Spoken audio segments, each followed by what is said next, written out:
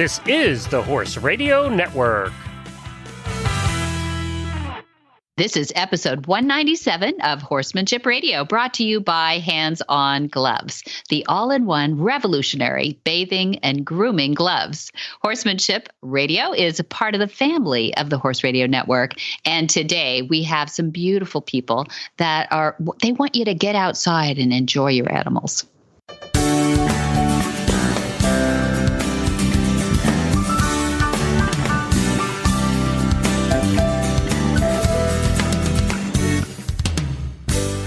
This is Debbie Laux, and you're listening to the Horsemanship Radio. Thanks for joining us. Horsemanship Radio airs on the 1st and the 15th of the month, and I have my producer, Jen, with me today because I couldn't do it without you. Greetings. How's Debbie? I'm good. I'm really good. I'm excited. This is that time of the year where you better be excited, because if not, you'll be overwhelmed and you'll get run right over. Yes, December will run you over. Jingle You are bell. right. Yeah, no, it's really fun. It's fun being on a farm. I don't know how many listeners are able to do that, but it is really fun living on a farm during Christmas time, because you always have a built-in team, a bunch of people coming and going. We've got owners, we've got team, we've got horses. It really is beautiful. The only thing we lack here is snow. What do you do in Ocala, Florida with that? We thankfully lack snow too. If it snows in Ocala, Florida, there's something amiss. Whoa, Yes. yeah. I Yeah, miss global it. warming is over. Yeah. The heck with global warming. It's the end of days. I kind of miss chilly weather a little bit, because back in the day when I lived up north, autumn was always my favorite time of year. And I do miss that just a little bit. But You don't have turning leaves or anything like that. we do have trees here that the leaves turn, not a lot of them. It's mostly the type of oak tree that it's green all year round. The leaves fall off the tree and turn brown sort of at the same time. So all winter long, the trees all have leaves on them. So we don't get all the pretty colors and stuff. We do get a lot of mist this time of year. I like that. Ooh, okay. Kind of movie-like then. Yeah, it's very movie set-ish. Yes. That sounds really cool. Yeah, no, I'm hoping people are enjoying their December if you're listening to this during the Christmas time. It's very exciting. I hope you're getting your horses healthy things and not feeding from the hand. There you go. There's my Christmas wish. Put those carrots that you're giving them for the holidays in the bucket. In the bucket. That's right. Yeah, you can. There's lots of ways to do it, clever ways to do it, not to attach it to your hand. You can even put it on a long stick and reach between their legs, and so that they have to turn and stretch that neck. A lot of little lessons going on. And there. you know what you can do? You can use and by the way, a really great stick to do these things with is just a bamboo plant holding up stick that you buy at the garden store. They work great. Really good, Jen. That's a really good idea, because they're light. They're super lightweight, exactly, and they're easy to hold. And if you take a large, cheap plastic serving spoon from the dollar store or your local Mega Mart, that really giant one that gives you 2 servings of mashed potatoes in one scoop, you can attach that to the end of your bamboo stick, and it's perfect for putting a treat into. You are the best at this. You should be Pinterest queen. You should. I love hacks. I'm just a hack person. I know you are a hack. Yeah, hack out and a hack girl. That's good. That's good stuff. Well, And speaking of really cool things and the holidays, etc., our 2 guests today, both, if you think about it, think about this when you're listening to them, both of them are good fodder for coming up with New Year's resolutions. Oh, that's nice. Yeah, and we're going to get to our guests right after we hear from our title sponsor, Hands On Gloves. Hi, I'm Monty Roberts, and am I excited to bring you the news of a revolutionary, new, all-in-one shedding, bathing, grooming tool, Hands On Gloves. They are fantastic. And you believe me, I've tried them all. Hands On outperforms traditional curry combs, shedding blades, metal bristles, and all those things. Most animals will gravitate to you for more grooming and petting time. If you wear them, your animals will love you more for it. While using the hands-on gloves, you can easily handle water hoses, shampoo bottles, lead ropes, leashes, and anything you want with them on your hands. They are easy to clean, and they massage muscles and stimulate circulation while helping to distribute natural oils for a healthy skin and coat. Hands-On is changing the way we bathe, de-shed, and groom our animals forever. hands-on gloves. They are fantastic. Mark Bolender and his wife Lee both are involved in the operations of Bolender Horse Park and the International Mountain Trail Challenge Association, including running clinics, giving lessons, and hosting challenges. I'm lucky to have today Mark Bolender on the line. Hi, Mark. Where are you hailing from today? We're in Washington State, from Silver Creek, Washington, is where Bolender Horse Park is. That is a beautiful spot. Beautiful spot. I appreciate that you took your lunch hour at the truck maintenance place to give us a little time, because I know how busy you are. So if we hear some funny sounds in the background, it's not your trail that we're hearing. That's but true. I am glad to have you on. I'm sort of like in the market right now because I've got real excited about a mountain trail experience that I went with my friend Nellie recently to up in Eugene, Oregon. And we are exploring having a Bolender mountain trail course right here in Central California, where my family farm is. My mom and dad built it in 1966. And I just think everything you do is beautiful that I'm seeing. And so I thought I would just get you on to talk like to me today, Mark. Is that right? That is great. Yeah, I want everybody to know what this learning curve that I'm going on to is fun. And why don't you just answer the question, what's a Bolender Mountain Trail course? What the heck is that thing? Oh, Bolender Mountain Trail course is a little bit of functional art, very truthfully. I love art, I love beauty, and I love building. We also have a construction company, and I've done it my whole life. And you can get me talking about horses and mountain trail courses, and I can talk for hours at a time. But as the discipline has matured over the years, the courses have they've become a little more complex. And as I train horses, we find out that they can often do much more than what our expectations were. They can walk across balance beams blindfolded.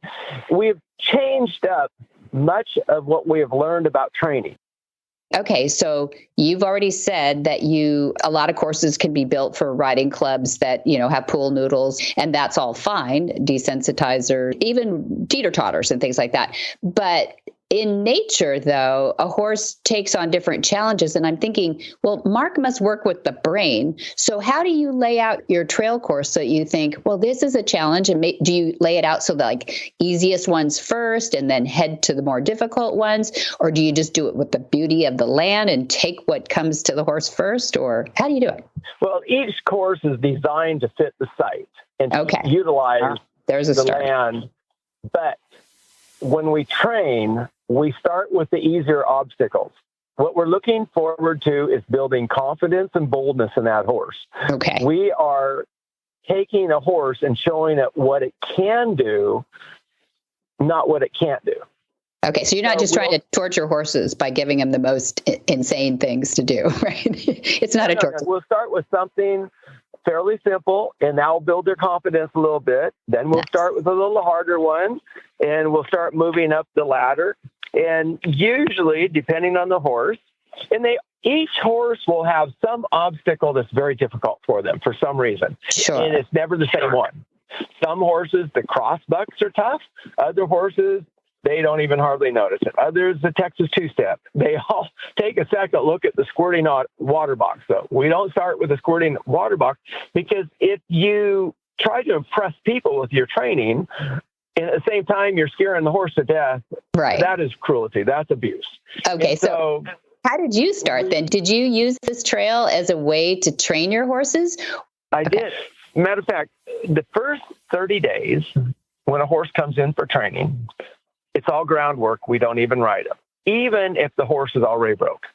Okay. We start with the mind, and we then teach the obstacles. And so at the end of 30 days, we expect all these horses to be turning at around 180s and 360s on the swinging bridge and the rolling bridge. A rolling bridge is when they get on it, it actually rolls back and forth. Oh, yeah. A real trick when you're riding. Yeah. We expect them to be walking across the balance beams. We expect them to be turning 180s in the squirting water box. We expect them to step down into the water, hop up 4-foot jump.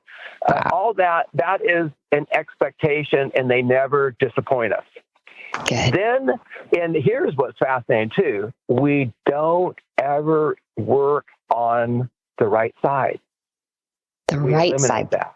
Okay, so we only you mean on the right side with one exercise, because in horse training, the given is always do everything on both sides because they have a split brain, correct? well, very little gets past there. Yeah. Mm-hmm. Turns out, and there was a study that came out of the UK that CSU, Colorado State University, shared with me, came out of the UK about 5 years ago. Okay. A horse cannot read humans or facial expressions out of their right eye. Interesting. They don't want you on their right side. And you talk to any trainer, 95% of all the horses, when you start them, they're very hesitant about you being on their right side. So we took 57 horses and said, okay, we are not going to worry about doing anything on the right side of this horse. We're going to strictly concentrate on teaching them everything from the left side. And it was fascinating. We noticed that we had lower heart rates, we had less sweat, less switching of the tail, less pinning of the ears, less tightening of the muzzle and around the eye, all signs of stress. Mm-hmm. And they also seem to learn it twice a week and with half the time. So then we combine that, and we didn't do anything 50% of the time and just train the other 50. And it was like, what the heck? This is too easy. And then after 30 days, we went to the right side. It was as if we'd always... That brings up one thing that I did hear, though, too, and I don't want to forget to ask you about what's that one obstacle that you do train on the right side, but because people might be thinking the same way I am. But I did hear that we may be training our horses incorrectly in that. Let's say we want to go work on lead changes today, and you go out there and you say, okay, so I'm going to work this long on the left lead change and the right and the figure of 8. And they said that once they did a study too, and I wish I didn't know I was going to ask this question, but once they did this study, they discovered that it is a much slower process than if you go out there on Tuesday, you do left lead, left lead work. And on Wednesday, you go do right lead, and you really habituate is the word I'm looking for at first. And then the horse can integrate as they mature and become more of a bridle horse, frankly. So I thought that was an interesting study too. Do you think that some continuity here to what you're saying? I completely do. Okay, one of my 6 professions, I'm actually a teacher. 6? Oh my gosh. I don't find training horses a lot different than teaching people. Right. Yeah, One good. thing I know, when we teach people, we have a lesson plan and we have a goal. And that goal is breaking down into a series of steps. If we taught people the way we normally train horses, we'd be all blithering psychopaths, in my opinion. Because we all want a world champion yesterday. Yeah. That's not realistic.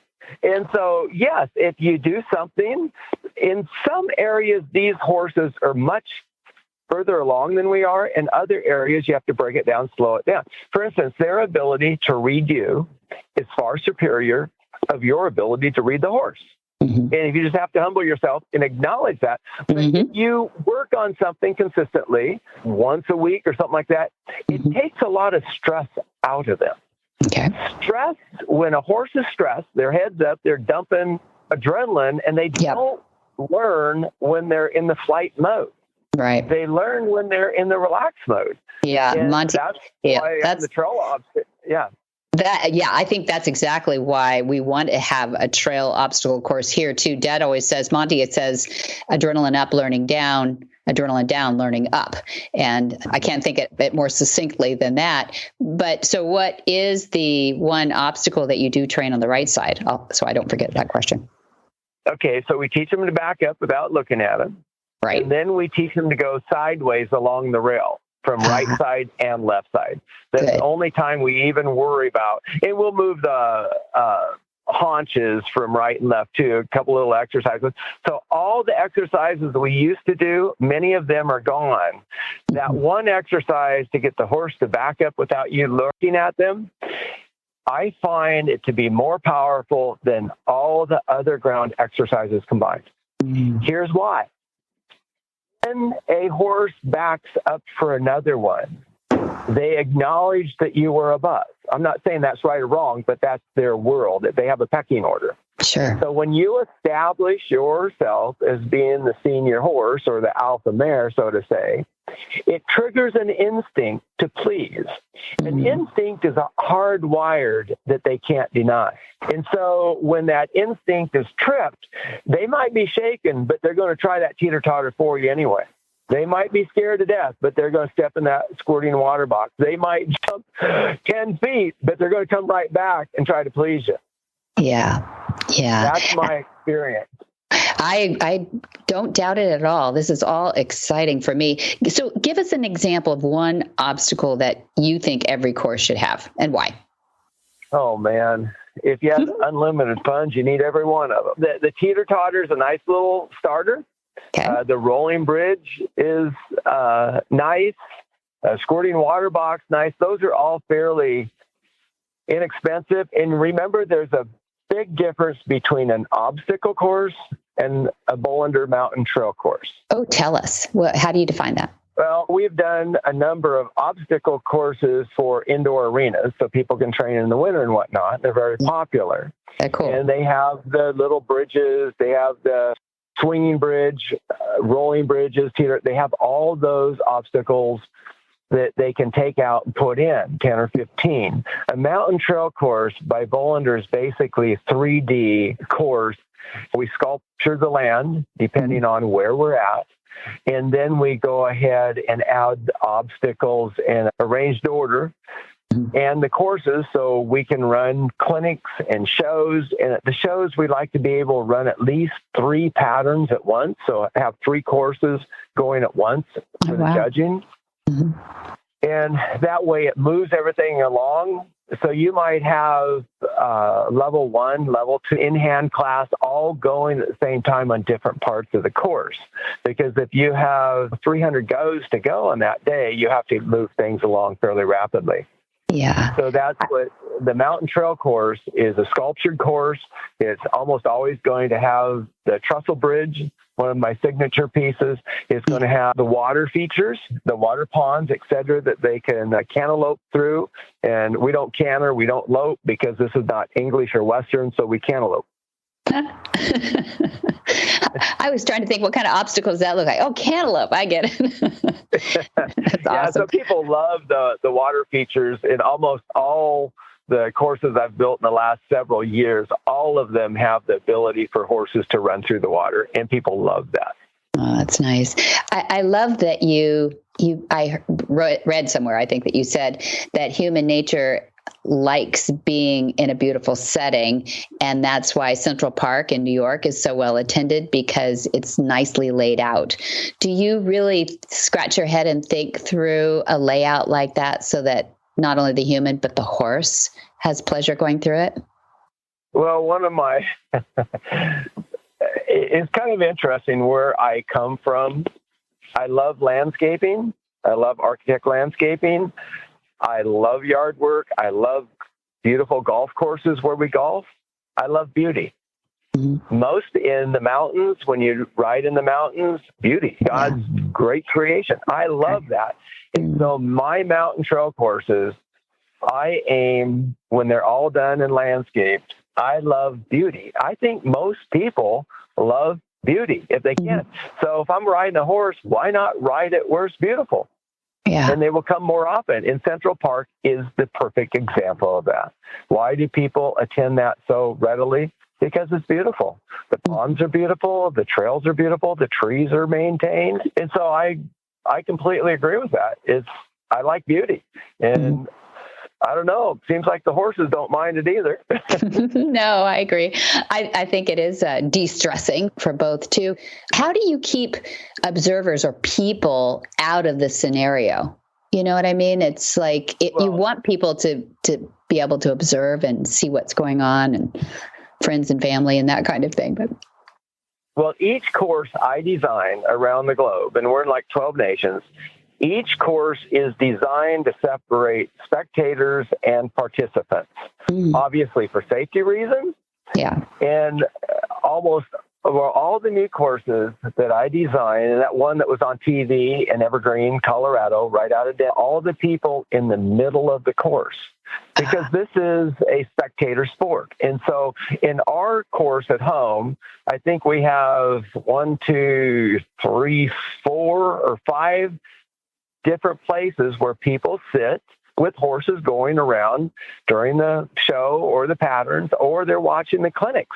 People want to feel part of this. My wife and I love watching the World Cup and jumping over at Verona, Italy. We love sitting in the front, letting the dirt as they jump come in our place because they're right in front of you. We love that. We love that feeling. So we design our course for safety and for the participants to be close to the spectators. It's a spectator sport.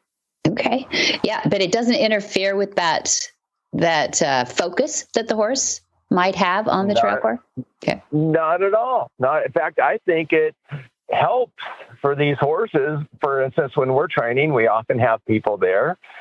And the horses so it's just part of the course. And I think it's very important for desensitization that these horses feel and they can address new obstacles. And it's just part of it. And we also have dogs at home. Who doesn't have dogs that has horses? Right. Everyone does. And these dogs will play and they'll run through the water. They'll run under the horses while we're riding. And I just go, yeah. And pretty soon the horses just don't even notice them. Yeah. And that's a safety issue for people. You don't need to go on a trail ride and a dog comes out of the brush and someone is injured. You don't need that. And so it's just part of our training.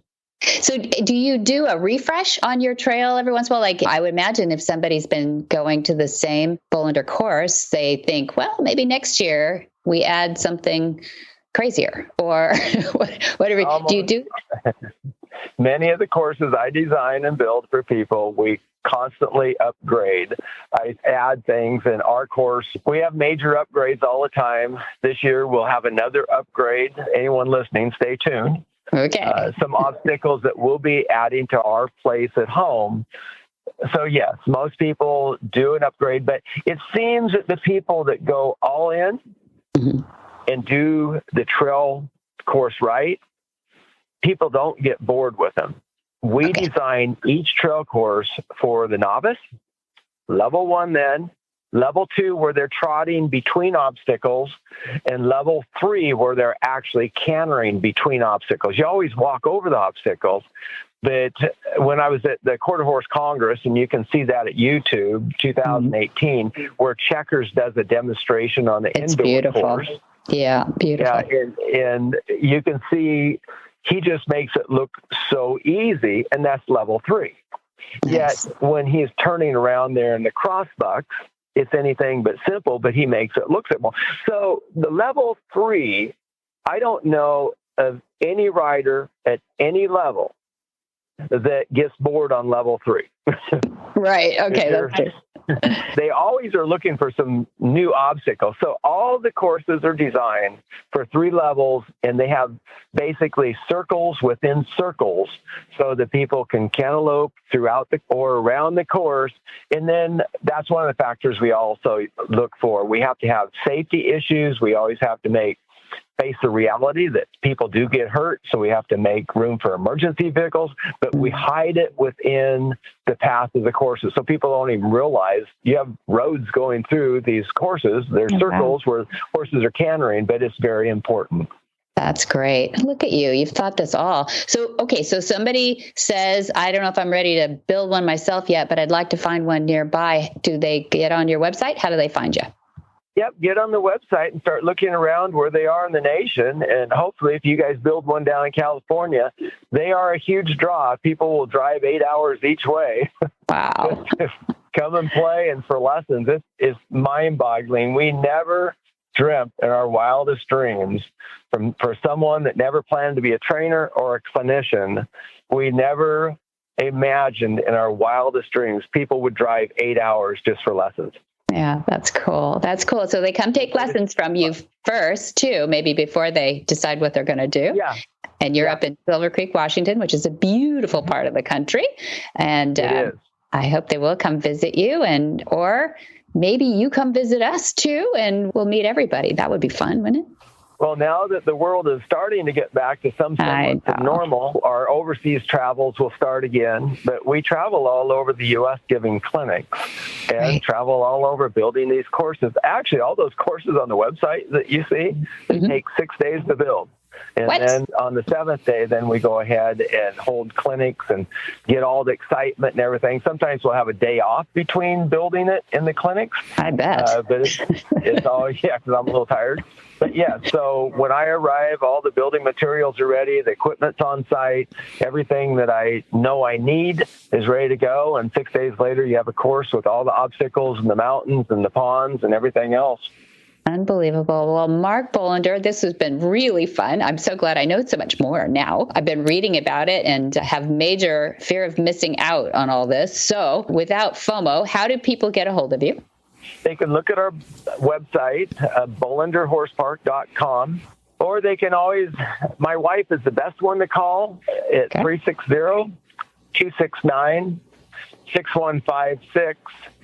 And you can email her. But the best thing is all this information is on the website, bolenderhorsepark.com. And it's easy. We're fortunate that we come up readily with Google. I guess we were the first one in. We had the first permanent mountain trail course in the world, and the rest is history, as they say. Yeah, it's awesome. Awesome. Well, I am honored to have you on, and I'm so glad you could come on Horsemanship Radio, and I'd love for you to be a regular part. We'd love to hear what's going on. Sure, anytime. And by the way, thoroughbreds do fantastic at this. There you go for our transition horse program. Nice plug. Thank you, Mark. Yeah, they do. We did off the racetrack thoroughbred challenge and ended up number 2 with Dakota Demon, and she was fantastic. And we have trained many thoroughbreds for this off the racetrack. In fact, we have one at the barn right now. Fantastic. I don't doubt it a bit, but a lot of people do. So get rid of that preconceived notion. They're amazing athletes. Yep. Okay. Thank you guys so very much. Thanks, Mark. Appreciate you. Thank you. Bye-bye. Okay. Bye. Bye-bye. Have a great day. Bye.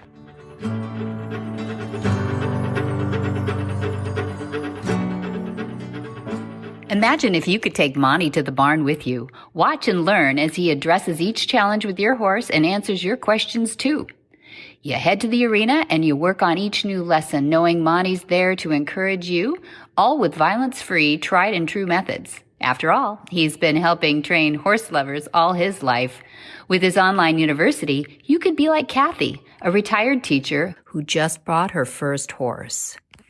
Recently, I went to a tack shop to look for a smaller halter. I'm 61, just purchased my 14 hands POA the day after my birthday, just a few weeks ago, after never having had a horse. And yes, that's crazy, but as a retired teacher who never had a hobby other than teaching, I decided to go for it. My hubby and I have taken lessons this past year, but I really longed for a relationship with a horse. The only other experience I'd ever had was to ride a horse in Philly, Pennsylvania, my hometown, when I was 16, and I got bucked off. And that was it until I was 61.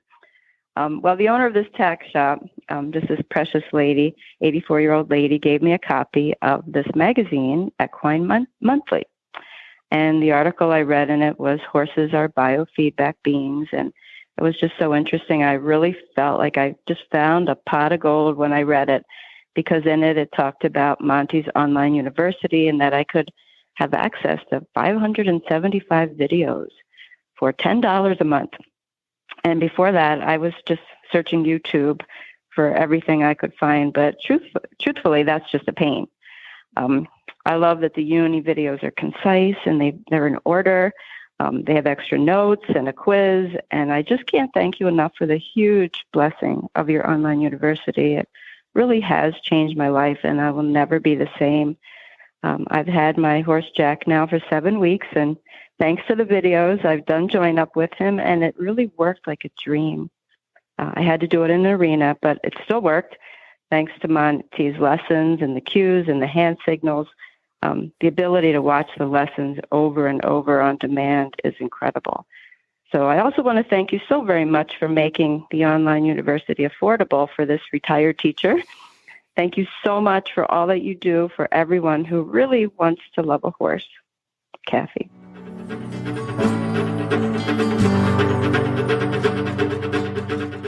Emily Emily Dulin leads the U.S. fundraising initiatives of the Brooke, the world's largest international organization focused on the humane treatment of equines. The Brooke works tirelessly to ensure the right elements are in the right place for working horses, donkeys, and mules to be happy and healthy while they live and work in some of the world's poorest countries. Emily educates animal owners and communities, including children, as the next generation of caretakers. Brooke is working to create change that is sustainable and enduring.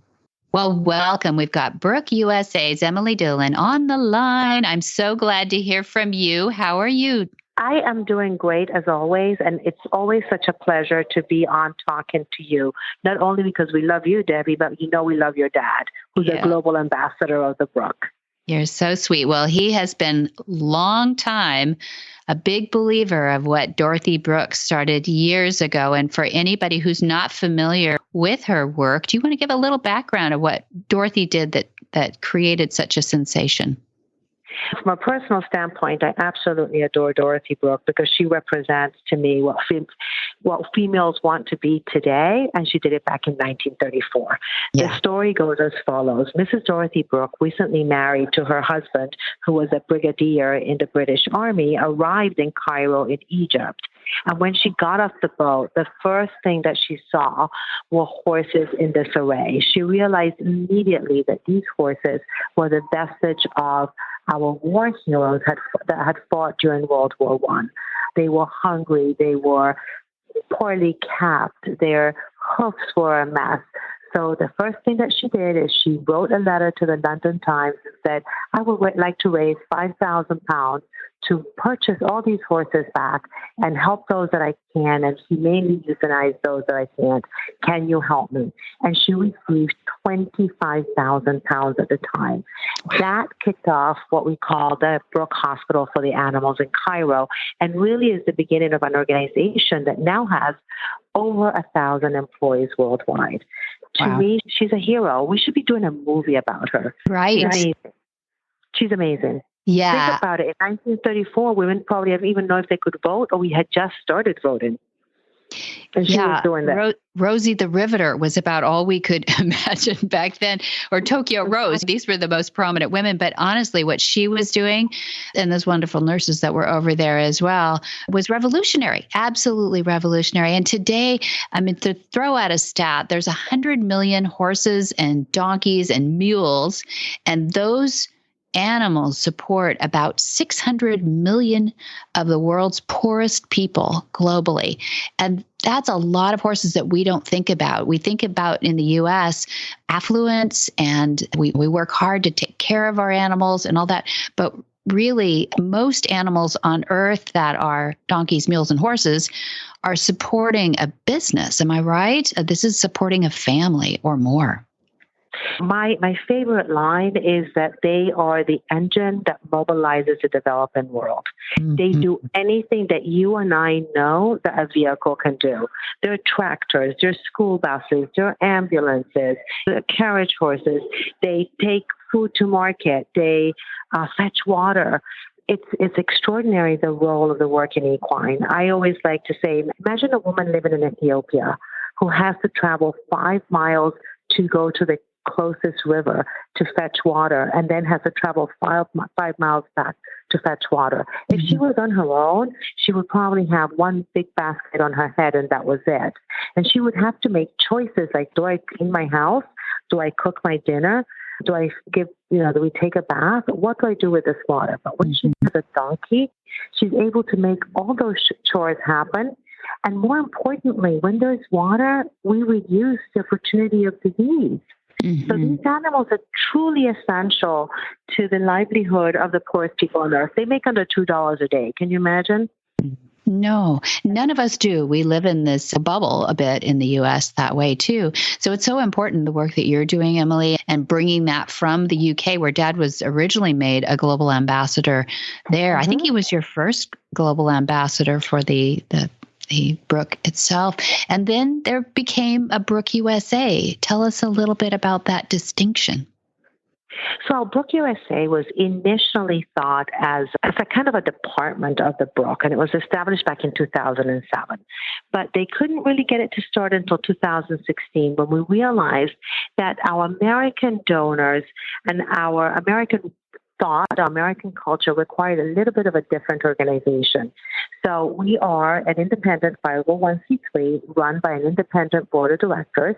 We are licensed to use the name Brooke, and our missions are not identical, but they are synergistic, which is what's wonderful. So we, for instance, we support work all over the world, including the United States. Which makes us a little bit different. Yeah, but it's wonderful globally anyway. And Dad's been to India and seen the brick kilns and the certainly hardworking animals and hardworking people too. And they're working hard to try to take care of their animals. But education, as always, is the key. And I think that's where you bring in these wonderful ambassadors that are out there helping, endorsing, inspiring, and all those things too. And I know one of the things Dad's real concerned about this donkey hide trade right now. So tell us why he's worried about that. Well, the problem with the donkey hide trade, and let's talk a little bit about what it's used for. With the emergence of a capitalistic society in China and a growing middle class, old, ancient, traditional Chinese medicines have increased in popularity, and there's a demand for all of them. One of them is called Yijiao. Yijiao is actually made from the gelatin that is derived from boiling the donkey hides. Now, that is a humane issue in the sense that many of these animals, as they get prepped for slaughter, their entire experience is horrific. They don't drink water for days on end. They're put in trucks that travel miles. They don't eat. We know that donkeys are sentient animals. They feel. So if they see something like another donkey being slaughtered, they feel it. So that's a humane issue. Yes. There's also a very human issue is that donkey actually is the one that completely is the source of income for families all over Africa and in other countries in the world. So when a family loses their donkey, they lose their livelihood. That's so it. It's a human issue and a humane issue. And I think that's what makes it so special to those of us who work in this arena, which understands both sides of the house, the humans and the animals. So what we decided to do in the U.S. study, from a Brooke family standpoint, we are fighting the fight in communities across Africa, sometimes in Pakistan, which it gets a little bit weird. We've seen that there's a growth from East Africa to West Africa.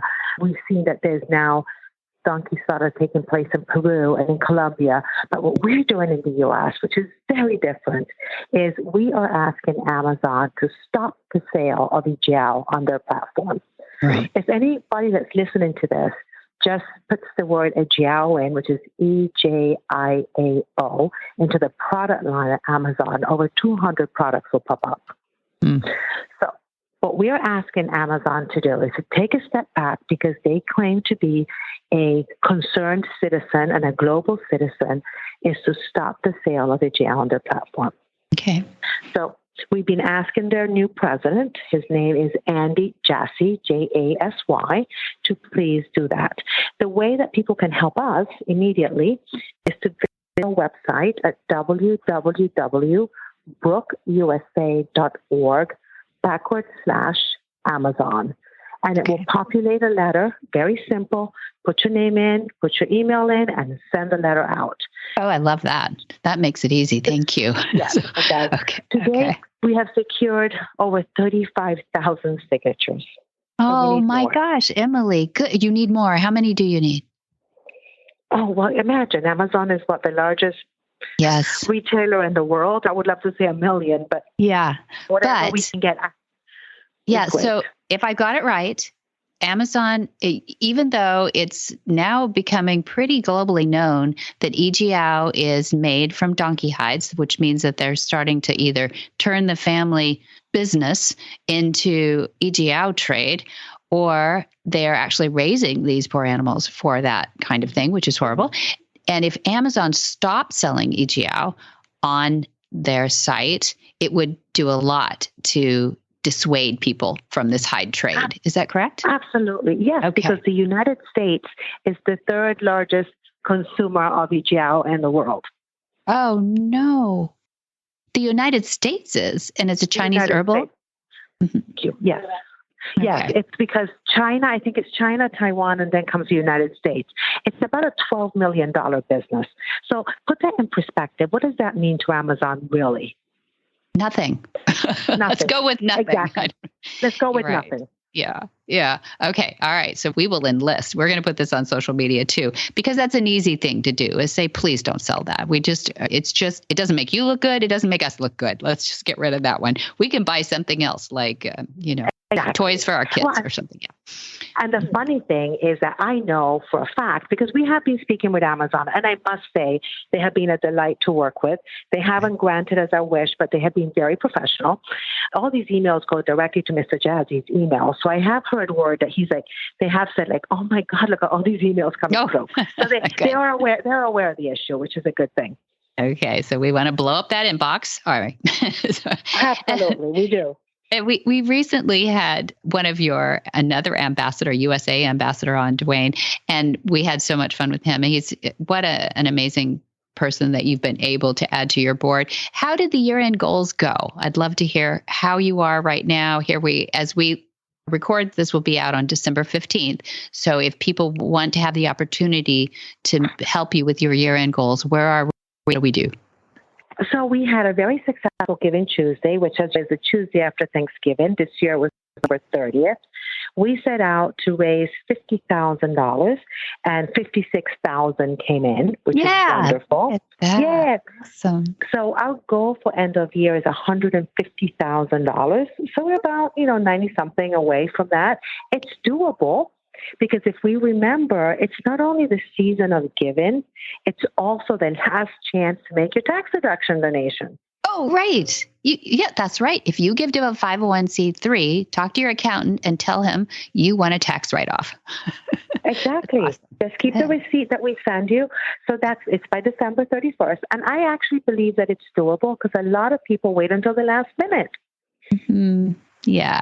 Yeah. So it will allow us to continue the fight, because I don't know if we talked about this, but we also have the ejiao Act right now sitting in Congress and sponsored by Representative Don Beyer, which actually would completely stop the import and sale of ejiao in the United States. Should happen. Yeah, absolutely. You don't think, Emily, that they're using donkey hides here? They're importing this ejiao from donkey hides elsewhere, right?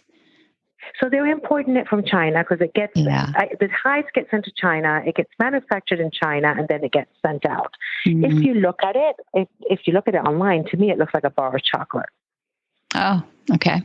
Okay. That's really what it looks like. It's like a caramelly type thing. Mm. But the act also, if you want to support the act, one of the things that needs to happen for the act to pass in Congress is we need people to contact their local legislators. Okay. And they can actually just go onto brookeusa.org /act,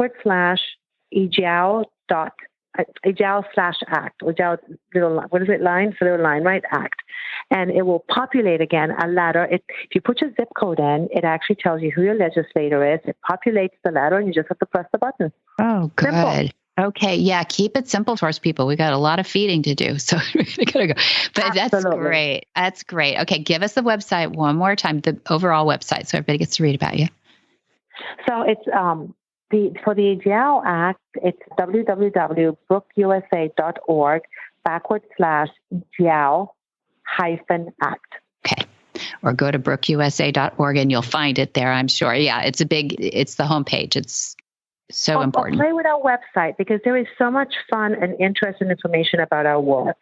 Yeah. And everything that we're doing that I think it's worth the time to just go there and navigate to the website. You're doing a great job, Emily. I so appreciate you and all your team too, which have been how's Kendall good? Kendall is doing wonderful, and Jenna is doing wonderful. I am glad to work with two of the most committed and passionate women that somebody could work with.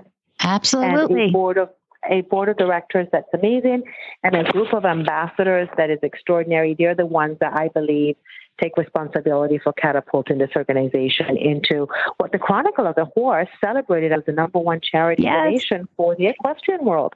So yay. So well deserved. So well deserved. And you've been with them for years now. So I really appreciate all that you do and all that you're going to do, more importantly. Is your horse showing signs of nervousness, inflammation, pain, or digestive issues? If so, American Harvest products might be the solution you need. This Montana-based company develops the highest quality hemp products and offers a line specifically for horses, including CBD oil, premium hemp extract, and equine hemp-derived pellets. American Harvest natural equine hemp pellets are vet formulated and produced from natural hemp. The palatable pelleted formula is manufactured with potent raw CBD using no chemical processing, so your horse will love the taste as much as you'll love the benefits. If you prefer a liquid application, check out American Harvest THC-free CBD oil or premium hemp extract, which provides CBD from hemp extract.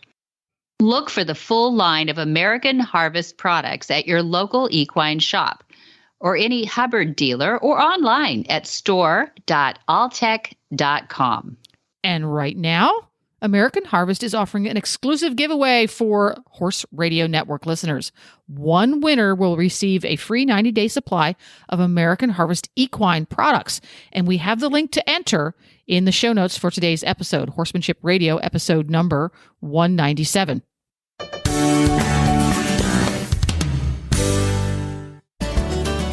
Whisper the language of the herd. Listen, you don't have to say a word. It's time for Jamie Jennings to fetch an email from Monty Roberts' inbox and share a morsel of Monty's wisdom in a little segment we like to call Ask Monty. Leave this world a better place and learn the magic in the language of the herd. Dear Monty, I have a 7-year-old quarter horse gelding that is a cribber. What should I do to get him to stop this? And second, will the other horses in my barn learn this bad habit from him? Monty's answer. Cribbing, or crib biting, is also called wind sucking and a few other colloquial names. It is a habit generally thought to be motivated by boredom. I've never seen a Mustang in the wild cribbing. Many of the old books will classify cribbing as a stable vice. This seems to be valid since it generally occurs where horses are kept in small confined spaces. A cure for cribbing has been sought for many, many decades. There are stories about trainers who use rather harsh techniques in an attempt to correct the habit of cribbing through training. I have never heard of the discovery of a successful system of training any horse not to crib. I believe that once the habit begins, it is with the horse for life. In recent years, certain veterinary colleges have studied and perfected a surgical technique that has been effective in about 85% of the cases treated.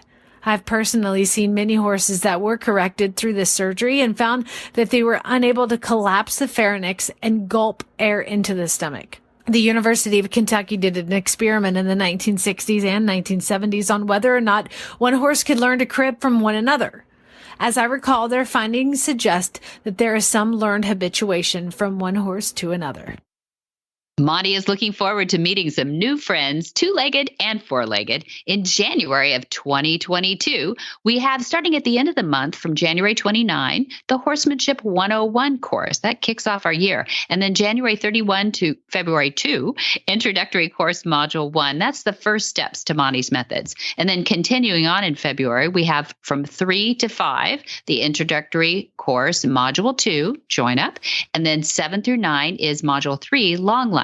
And then 10 through 12, we have the preparations for the intro exams. So that puts the whole intro course together for somebody right in a row. And then 14 through 18, we have our popular Gentling Wild Horses course, 5 days. That's just wrapping up on the farm right now, too. And it's just amazing. And then 21 through 25, we have Monty's special training. And that is unique. And that's what we produce a lot of our uni lessons from, just depending on how unique the horses are that come. So that's February 21 through 25. And then March of 2022, we have Horse Sense and Healing for our veterans and our first responders from 4 through 6, March 4 through 6, and then 8 through 10, we have the series of modules. First, the module 1, 8 through 10, then module 2, 15 through 17, then module 3, 22 through 24, and module 4, which is the prep for the exams, 29 through 31. And then getting long-term out there, April 2022, we have 4 through 8, our intro exams. And that's when they're moving on to be certified instructors. I'm real excited for them. And then April 9, we have Horsemanship 101. It's a one-day course, really simple, entry level to Monty's concepts, whether you've been with horses for 50 years or 5 days, doesn't matter. And then April 22 through 24, we've got another Horse Sense and Healing. That's for our veterans and first responders. And our Gentling Wild Horse course right after that, April 25 through 29. And then May, we've got our advanced exams. And if you're prepared for those, you already know those dates, May 2 through 13. And then May 16 through June 3, we have an advanced course. And so those people that have moved on from their exams of the intro course are invited into the advanced course after having a lot of their videos previewed and corrected. So then June, that's real extended out there halfway through the year, June 6 through 10, we've got a Gentling Wild Horse course, in case you haven't made the other 3. And then we've got June 17th through 19th, my favorite, the Movement 2022. That's where we have a bunch of people come from all over the world and all over the farm to see how horses are affecting our lives in positive ways in many directions. And then June 24 through 26, right after that, is our Horse Sense and Healing. And that's all I'm going to give you today, Jen. Oh, what, 6 months? I think that's enough. Good golly. People plan way in advance, especially with this COVID happening. Makes my head spin. You've got so much going on there. And if you couldn't commit all of that to memory, you can head on over to montyroberts.com and you will find Monty's schedule. They have a shopping section to get dually halters, DVDs, etc. You can connect to the uni from there. So montyroberts.com, that's where it's all found. And for details about today's show, you're going to go to horsemanshipradio.com and you're going to find links about our guests and topics. And by the way, at montyroberts.com, you can also get to the podcast. Just go there. Right. It's everything. A lot of information too. And many thanks to our sponsors. That is, we've got hands-on gloves and people are loving those. I get asked all the time to send people to their website. And how do you find them? And that is handsongloves.com. And also, right now, we've got our Monty Roberts University.com. MontyRobertsUniversity.com. It's a great gift for Christmas in case you're listening for Christmas. Yeah, you get a gift certificate for that and they will love you. So with their horses, that's the best part. And then we've got American Harvest joining us for a little education in hemp. So be sure to visit all the other great shows too on the Horse Radio Network at www.horseradionetwork.com. Until next time, have many happy horse hours.